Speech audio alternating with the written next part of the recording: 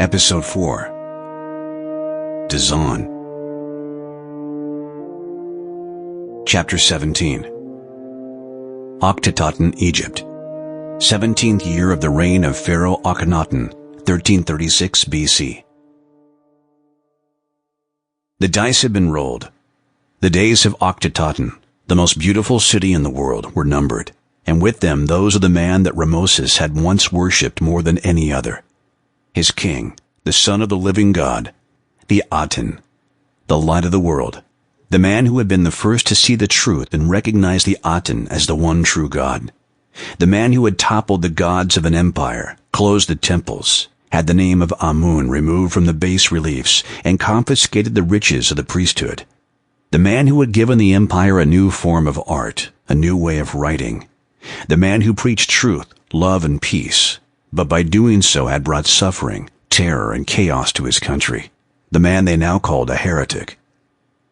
The city on the east bank of the Nile, erected in just 3 years and dedicated to the glory of the Aten, had once been inhabited by 100,000 people, but most of the citizens had fled after Colonel Haremhab, High Priest Merir, Chancellor Nachet, Royal Physician Pentu, and even Ea, the pharaoh's stepfather and closest advisor, had bowed before the priests of Amun and abandoned the city, allegedly to save the empire.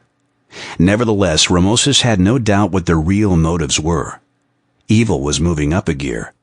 It would trample on the houses of the workers and civil servants, as well as the royal palace and the temples. The high priest of Amun would see to that as soon as the hated pharaoh was dead and the old order restored. Akhetaten, built of clay bricks and limestone slabs, had little to protect it from the fury of the old priests and the hot breath of evil. Rameses was in a hurry. It would soon be dawn, and he wanted to be at the North Palace, to which the queen had retreated 3 years ago in time for sunrise. The queen's withdrawal from public life had astonished everyone. Nefertiti had once taken pleasure in appearing in public wearing the blue helmet of a warrior, and had to many people appeared to be not only a sorcerer and intriguer, but the real ruler of the empire. People had said she had two-timed her husband with over 100 other men. With Haremhab, the king's boyhood friend and colonel of the palace guard, with Tutmosis, with General Maj, and High Priest Merir, as well as with soldiers, slaves, workers, and mere boys. They said not one of her 6 daughters was Akhenaten's, that he was sterile and had in any case only ever slept with his mother Tiye, or with his daughters, 3 of whom, following an ancient tradition, he had married, including Meketaten. Rameses, who had been serving for the Sample complete. Ready to continue?